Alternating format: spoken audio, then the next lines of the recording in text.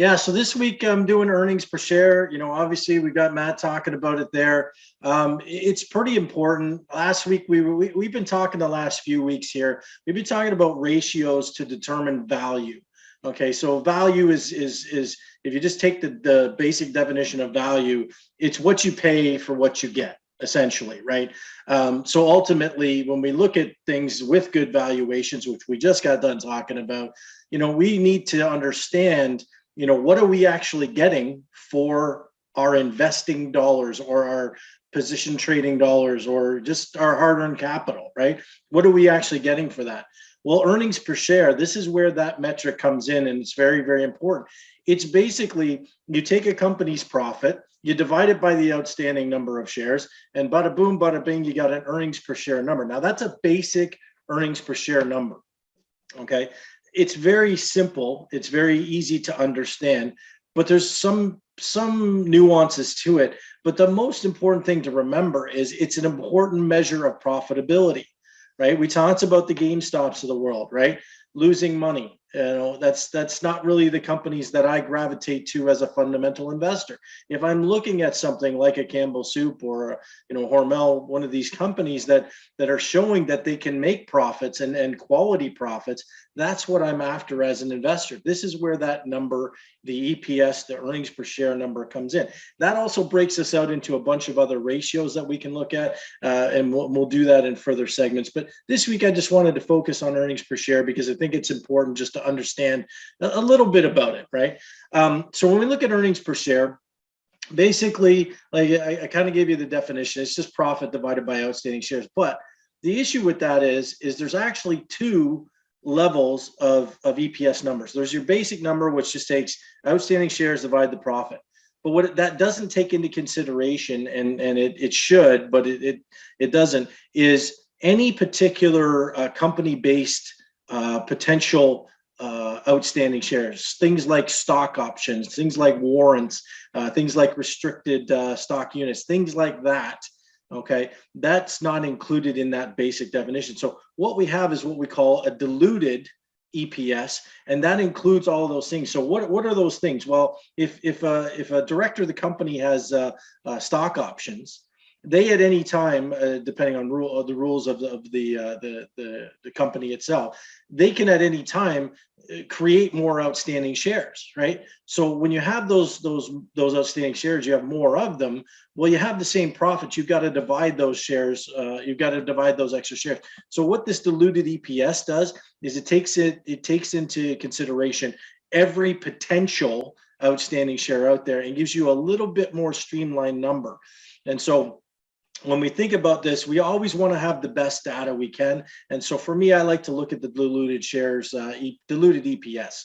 Okay, I think it's important, right? But anyway, once we get that number, what does it really mean to us? Well, there's a few things. Let's start with, I've got FinViz up here, and I've been using Coca-Cola as an example recently.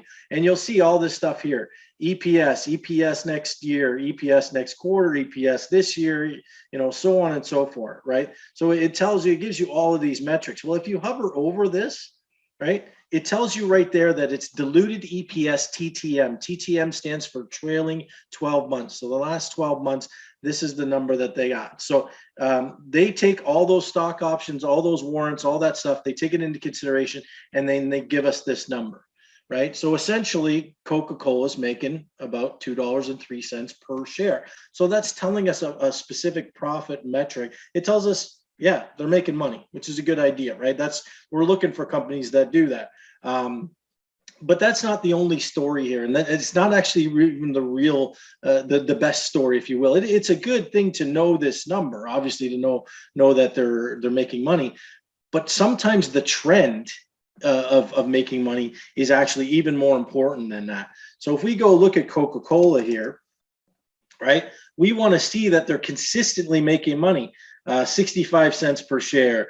I think that's a 68% cents per share, 55 cents per share. So what we want to see is that number climbing, because when we start looking at different things, right? Coca-Cola is obviously a value company. I don't think anybody would deny that.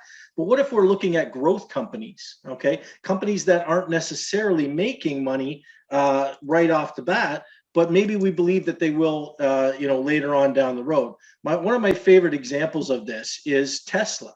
Okay, so when Tesla started out, they weren't really making any money. I got to go back a little bit here to see this, but I want to show you this because I think it's important, right? How do we look at a growth company and say, okay, is it something that we can get behind, right? How can we use this earnings per share to let us know, hey, this company still has potential, right? Just because they don't make any money doesn't mean we want to exclude them. Well, you can see here, right?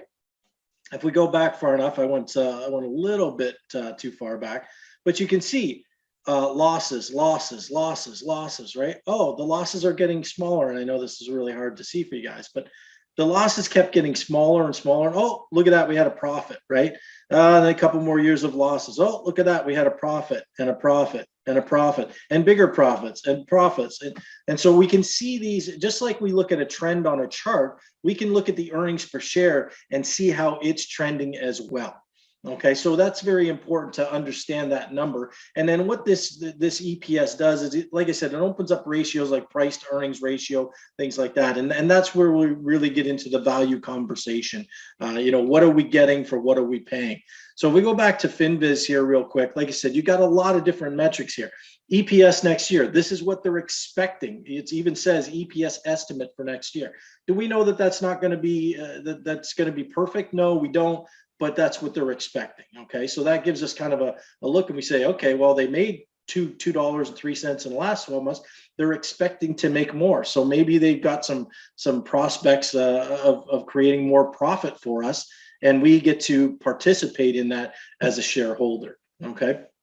So it gives you all these kind of metrics. It's easy to see, but really, I think looking at the trends of EPS, again, we could go back to that GameStop example that Matt had. They just continually, let me get to a better chart here. They continue to lose more and more money, 139, 76, 43, actually showed a profit there, believe it or not. But you could see that the trend is it seems to be getting worse for a company like that. So fundamentally speaking, that can be very challenging. So earnings per share, something you should get familiar with. Again, we can kind of read it similar to a chart. It's a big deal. It's a measure of profitability. And honestly, do you really want to own a company that's not profitable?